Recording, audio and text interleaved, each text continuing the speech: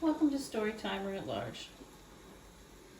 I'm going to do something a little different today. I'm going to talk about Brenda Ginter here. She's somebody I've made a video about before, but I wanted to see if I could paint a little picture of her. I'm not sure if I can. Not the best painter, but I enjoy doing it. So we'll paint a little bit here. And if it doesn't turn out well, we'll just deal with that. Brenda Ginter, Brenda Lou Ginter was born on October 20th, 1952. And she grew up, that's her photo there. She grew up in Lake Station, Indiana. It's a town close to Gary, Indiana, up there on the lake. Makes sense, Lake Station on the lake. And it appears on the map almost like just a neighborhood of Gary. You know, like it's very hard to tell where one part begins and the other part ends. You know, they're just all those sort of Chicago suburbs, whether they're in Illinois or they're over in Indiana. It all sort of blends into one when you're driving through it. Brenda's parents were Joseph Ginter and Esther Scalf Ginter. She had 3 brothers and a sister. Joan Anna Ida Ginter was born in 1931. Joseph Jr. was born in 1935. And the 2 other brothers and Brenda came along later. I'm not sure, but I think Brenda and Dennis were twins, possibly.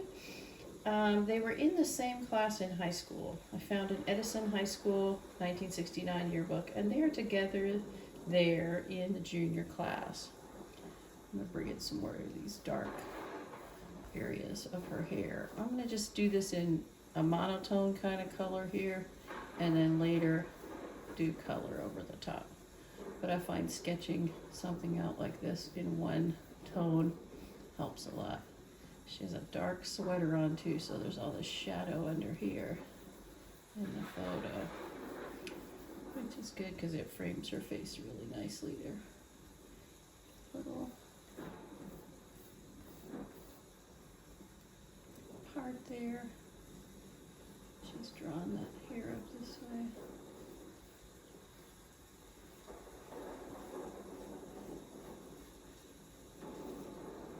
More hair coming down this way.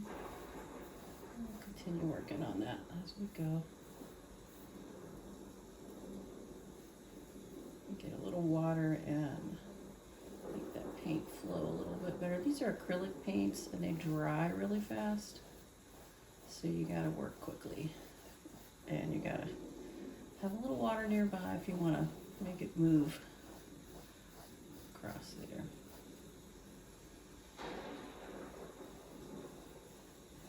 So Brenda grew up there in Lake Station, and her family was there, but eventually life moved on. She was they would have graduated, she and Dennis would have graduated in the class of 1970. In 1973, Brenda had a son, and his name was Stephen. One newspaper article covering Brenda's murder said that she had told people that she was separated from the boy's father. And other articles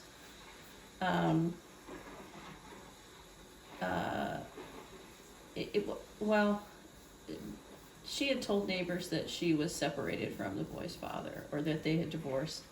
But I hadn't found a record of a marriage. That doesn't mean there wasn't one. Sometimes not everything is in the newspaper. But I hadn't found that yet, so. But she was probably right to tell them that she was separated from, had been married, because people were very cruel to children who were born out of wedlock in those days. A lot of judgmental people out there. So Brenda moved to North Judson, Indiana in 1973, I believe. Her older sister, Joan Anna Ida Ginter Avralesco, lived nearby in Winnemac, Indiana. Brenda and Ida's mother, Esther, also lived nearby there. So I would imagine that with a new baby and needing to work, Brenda wanted to live near family members who could help her watch the baby. Maybe some of them, maybe Joanna or her mother were retired already. Maybe they were simply stay-at-home moms. Or maybe they were working and they just worked out a schedule like a lot of women do with their female relatives. Hey, if I work nights, can you watch the baby while I'm at work? Because it always seems to fall on women that we have to figure out what to do childcare-wise with the baby. And we love the baby and we don't mind doing that. So we do it.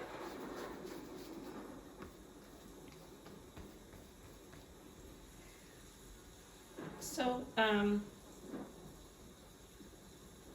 Brenda had taken on a factory job while she was there in North Judson. She worked at Arrowhead Engineering.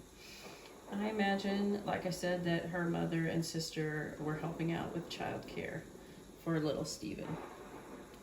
On Friday, June 6, 1975, Brenda Ginter's toddler Stephen was crying, and he was crying so loudly that neighbors were concerned. They thought that the child was being injured by its mother or neglected by its mother. So again, she was probably right to tell them she was separated because they've already judged her. They're judging her as being a bad mother and they don't even know anything about her situation. But the police came and they were looking into what was happening. When they got into the apartment at 205 West Sycamore, there in North Judson, they found 22-year-old Brenda Ginter on the floor. She had been sexually assaulted, stabbed, and strangled using an electrical cord. A broken vase lay near her on the floor. Nothing of value was taken from the apartment, though. That's important to remember. This wasn't some sort of a robbery gone wrong. The apartment was described as looking like it was ransacked. Two people, a husband and wife, would be arrested, charged, but ultimately there would be absolutely no evidence linking them to this crime.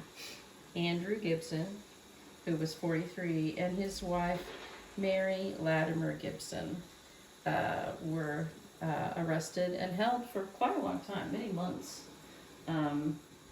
before they were released ultimately. I'm going to grab some more white paint here.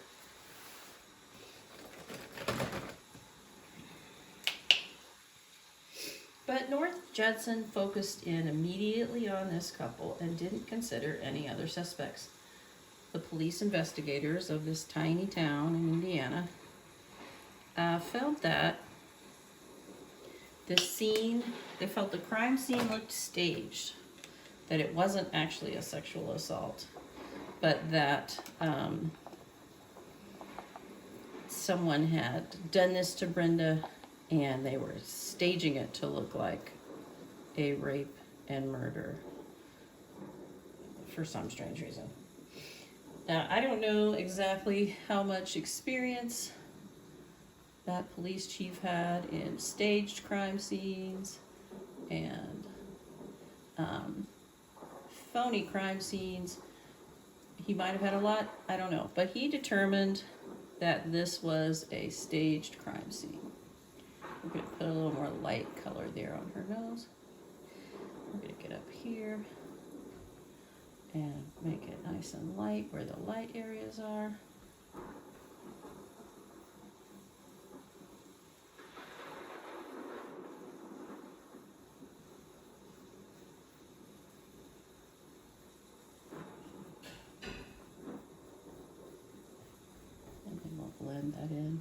go? Okay, so yeah, the police chief there, they zeroed in on this couple. The couple were seen leaving the apartment or having been near the apartment right before the police were called. And to me, I think possibly they worked with Brenda and they were concerned because she hadn't come to work. That seems like the most logical thing here to me. I don't know, but that's what it seemed like to me. Maybe they worked with her and they were coming to check on her. You know, they knew she was all alone in the world there with her son. She had family nearby, but, and it could be that they all carpooled to work together. That's a thing a lot of people did to save money. It's the 70s. You know, it was tough times. It was really tough economic times in the 70s. Not everybody remembers that. All right, let's go in.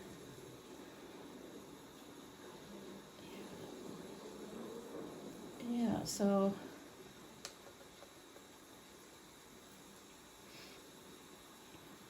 Brenda there is, I don't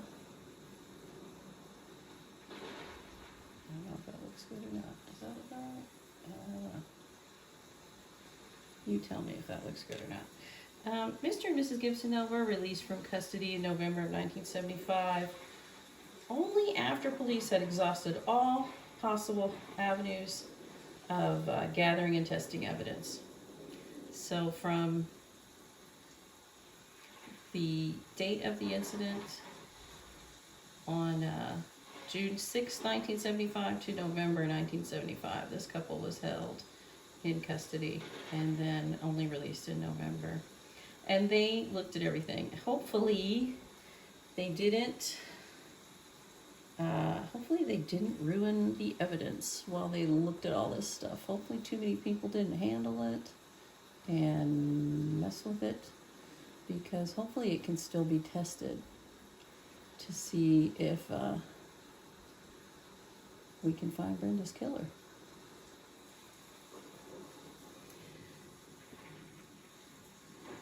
Let's take a look at who was in the area then, though. I mean, we can look back on the 70s now, and we can see, like, what types of people were around. Brenda lived just down the road from a serial killer, we know now. That serial killer's name was Danny Rouse.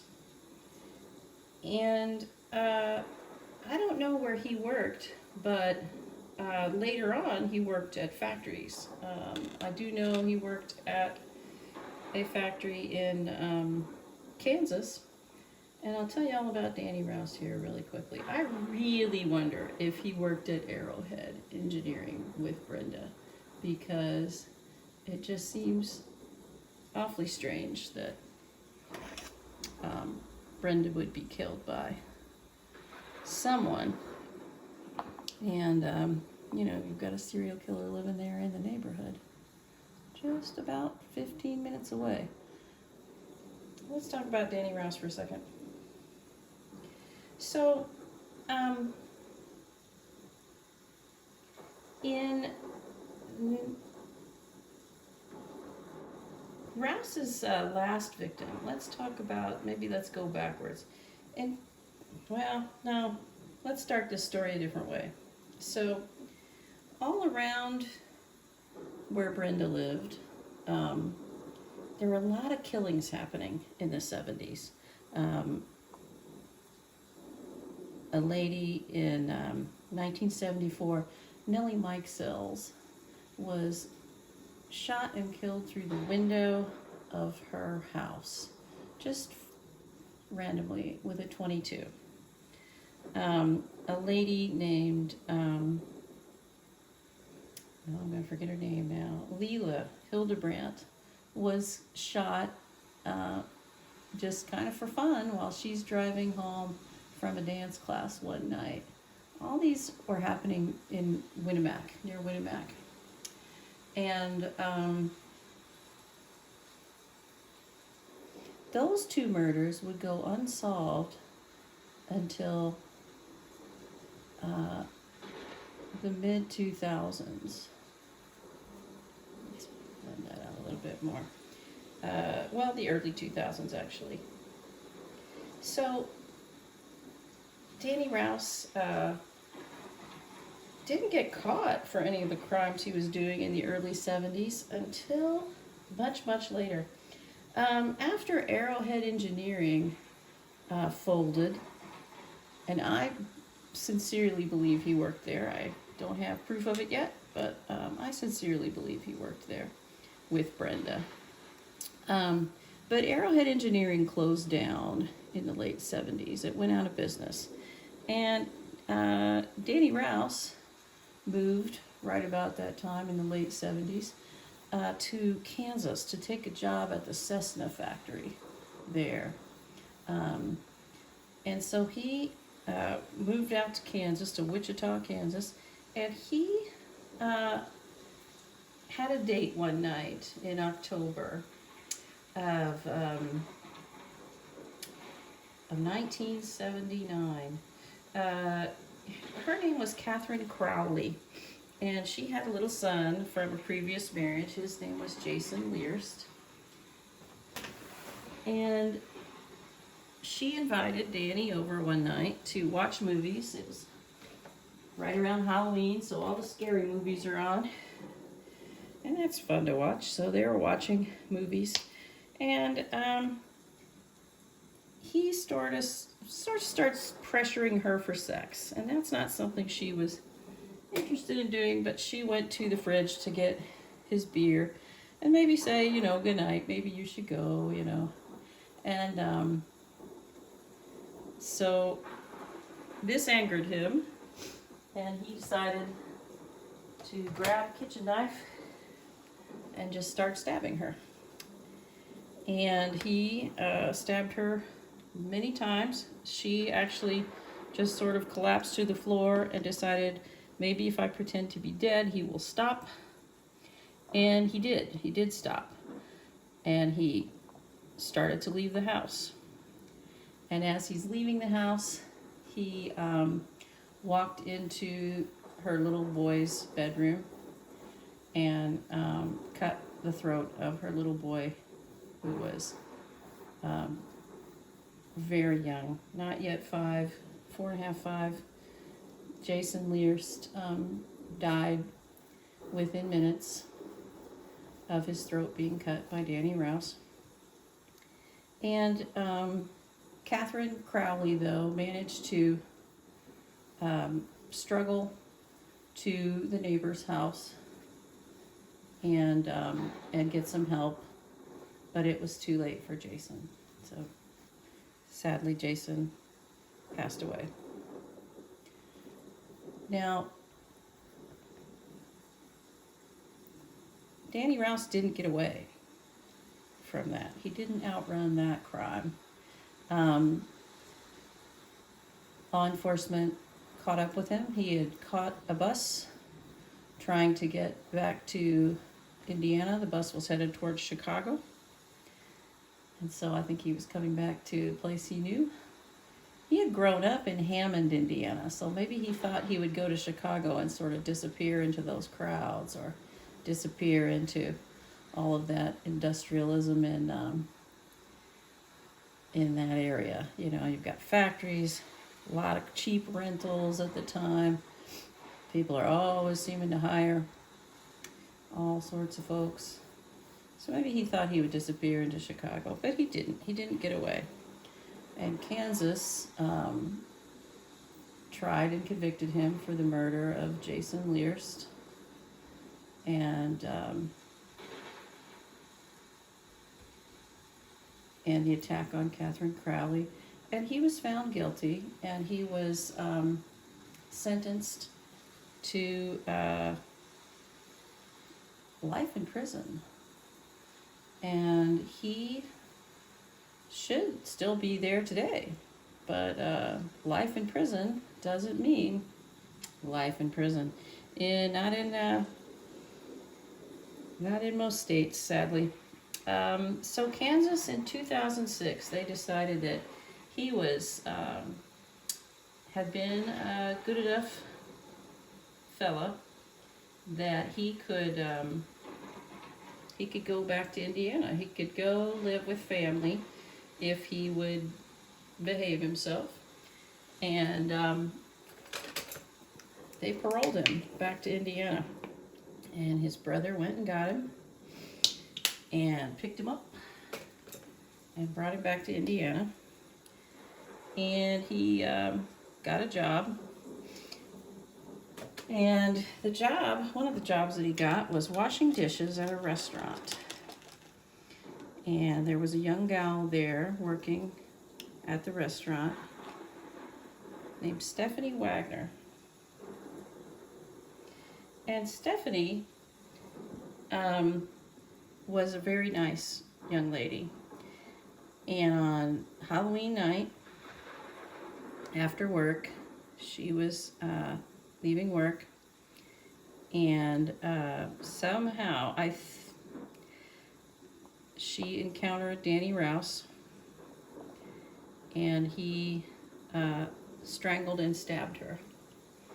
Now remember, Brenda was strangled and stabbed. Let's make this sweater here dark blue. So,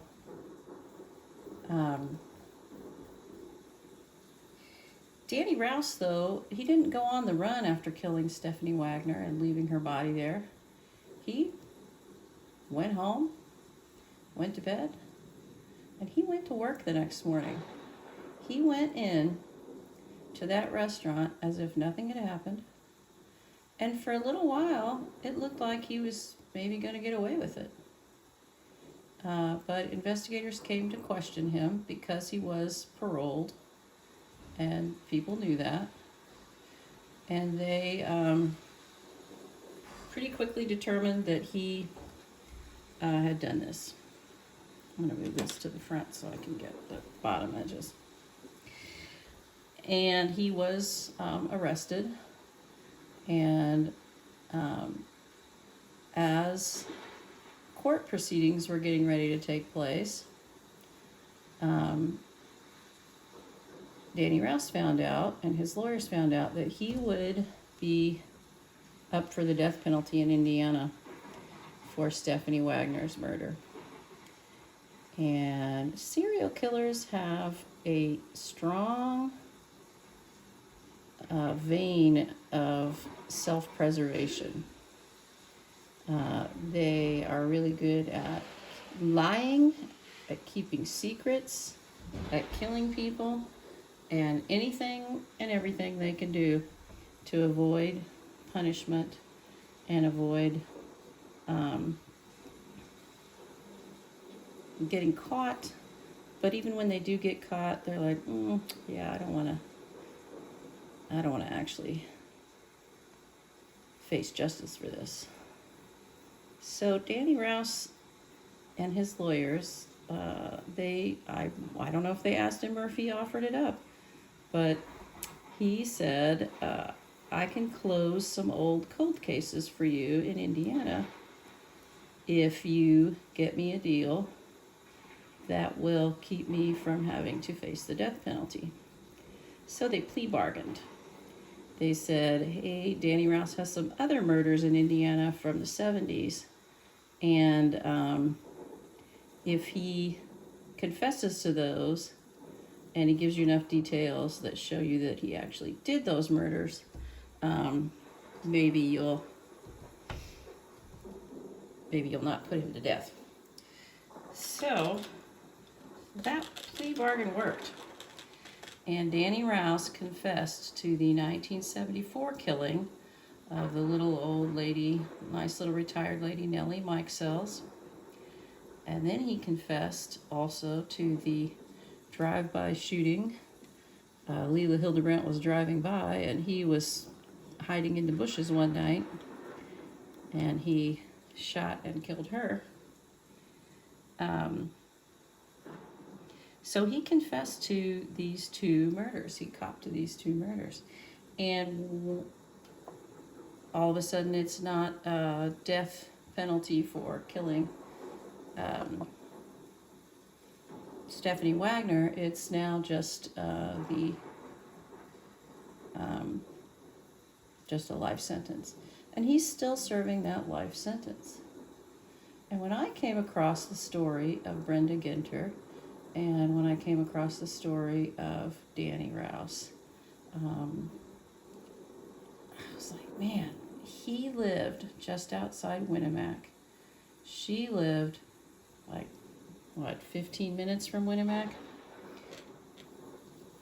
And he attacked Stephanie and Catherine Crowley back in Kansas. Remember Catherine back in Kansas, Jason Lear's mother? He attacked them in a very similar way.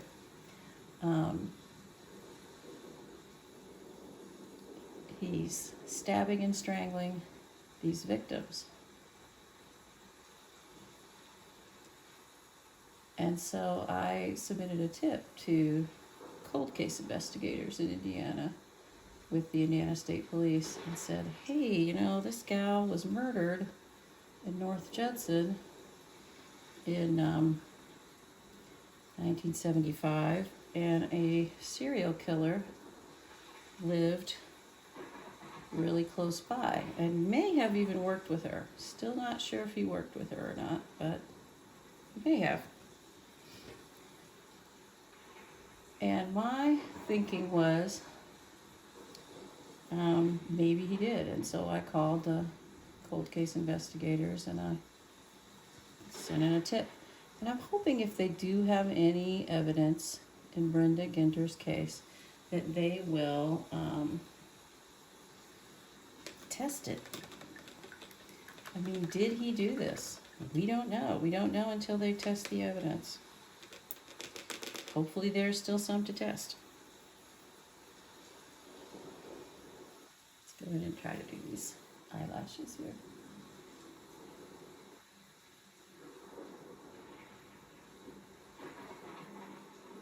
I'm probably going to mess it up really bad right here. Well, that's not too bad. It's not great. That's not too bad.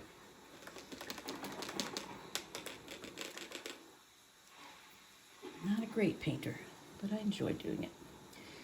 So hopefully there is something to test, and hopefully Danny Rouse, hopefully whoever's guilty of this will be caught. But I just think it's, I look at maps and I look at the stories that were happening at the time, what was going on, it just seems to me just too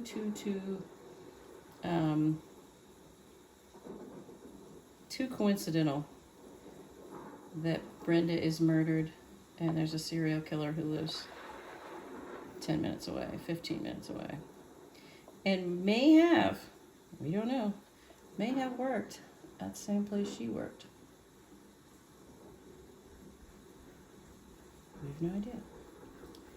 But, yeah, so let's talk about other murders that I think Danny Rouse did. So the two killings that he copped to, those 274 and 75 killings that he admitted to in order to get out of the death penalty,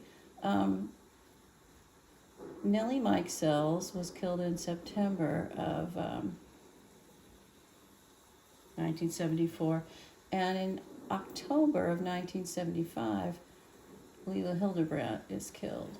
And those are both sniper-style killings.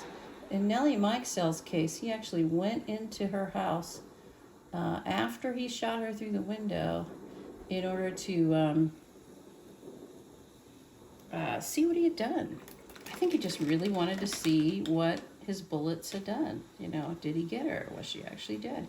She wasn't actually dead yet. She was still alive when a delivery man came the next day and found her, and they did take her to the hospital, but she did not survive. that shooting. And that shooting was with a 22 caliber pistol, or 22 caliber gun. I don't know if it was a pistol or a long gun. But then moving on to Leila Hildebrandt, she was killed with a shotgun blast as she drove by in her car late one night. And she was driving down a straight stretch of road. So that, I'm going to put this shadow in here because there is quite a big shadow under her nose there. The way this painting, or the way this is done. A big shadow there too. But let's think about,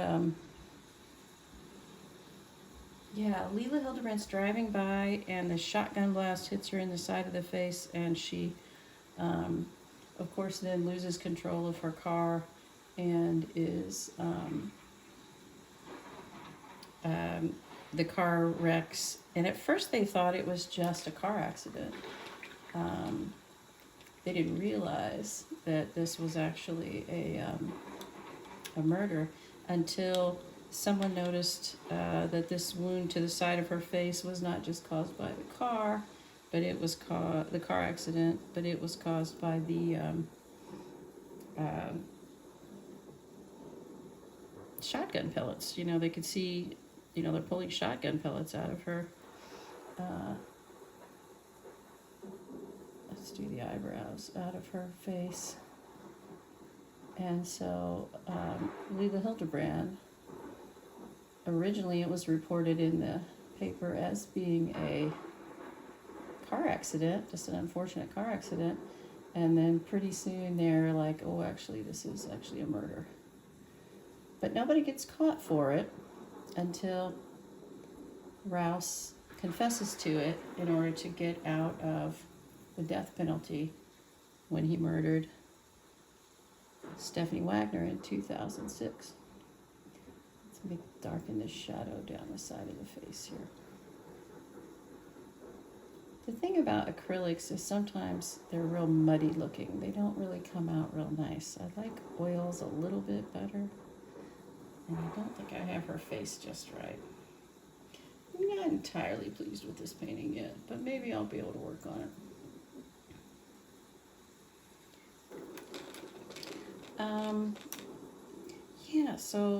But Brenda's murder here is still unsolved. And I think it's Danny Rouse, but it might not be. Somebody murdered her. Somebody murdered her right there in her apartment while her little boy was there, her toddler. And they left her there, they left the boy there. And they got away with it for a long time. And I really don't want them to get away with it anymore. I don't know if it's Danny Rouse, but if it is, hope someone could find that out. Even if it's not him, I hope they find out who murdered poor Brenda. She deserved to be able to raise her child. She didn't get to.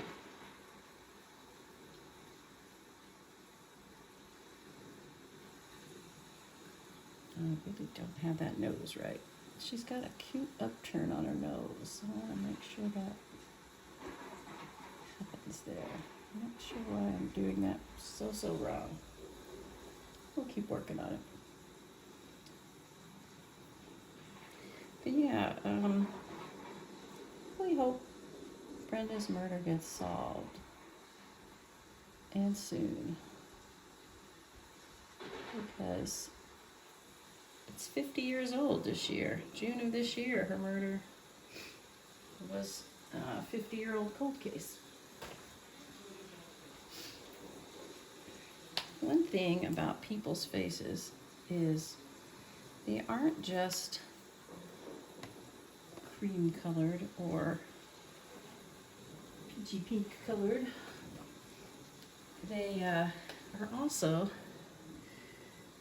there's some other colors in there, so let's kind of add some other colors to give it a little more life. So let's add just a little bit pink. That bottom lip.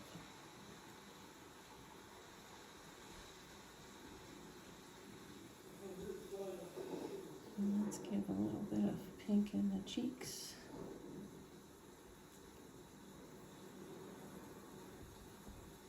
Ah, messy, messy.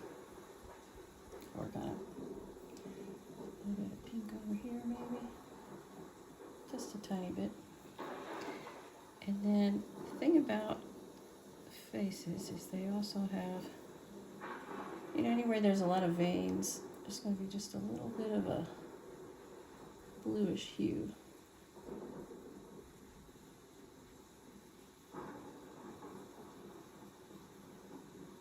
Shadows can also have a little bit of blue in them.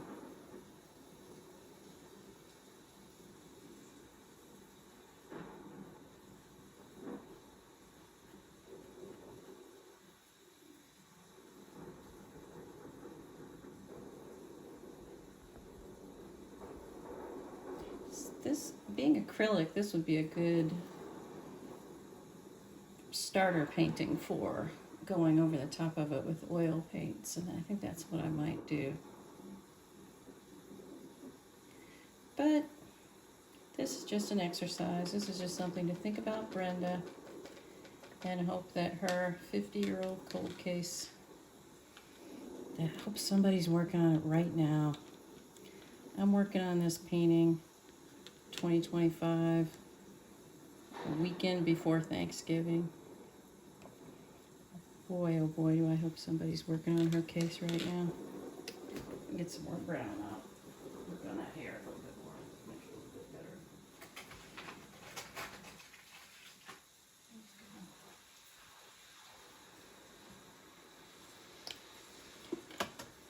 I hope somebody's testing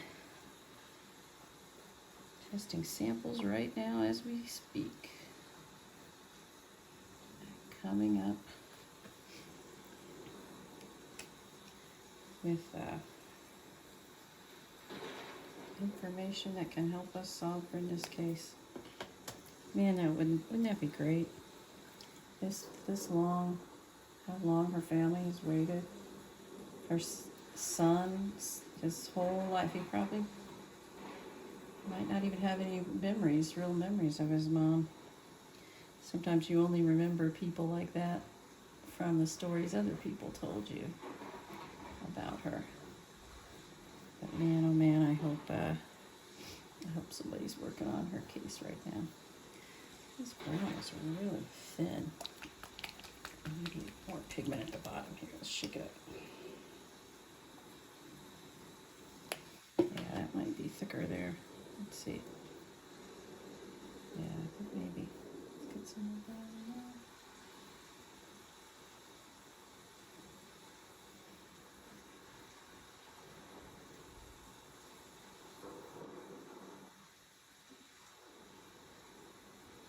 It looks to me like she had really dark brown hair, and this color isn't doing it justice at all, but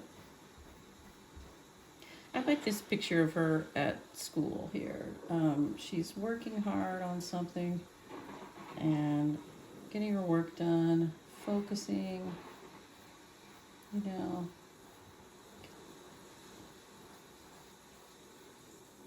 That's the thing about why I think, one of the reasons why I think that Danny Rouse worked at Arrowhead Engineering where Brenda did is because I think that's where he found some of his victims, is at work. You know, he worked with Stephanie Wagner there in 2006 in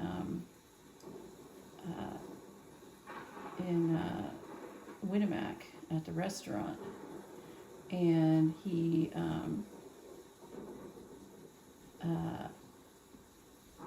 liked, I think he went into work the next day and didn't go on the run because he liked seeing the devastation. I think that's why he walked back into Nellie Mikesell's house after he shot her. He liked seeing the devastation that he caused. He liked seeing people upset by these things. He liked this.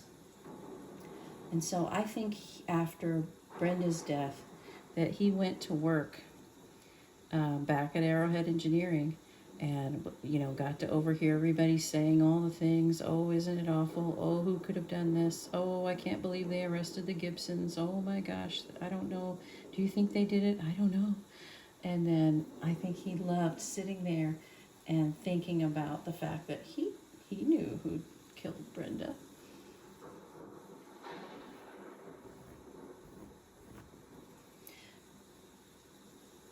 Yeah, I'm not super happy with this painting, but it's a start. I'm going to keep working on it a little bit later.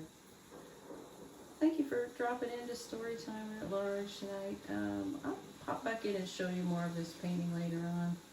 I'll keep working on it. I'm not entirely pleased with it. There's a lot more work I can do here. And with oil paints, I think I could do an even better job, because you can really blend and move paint around well with oil paints. We'll come back and look at it again later.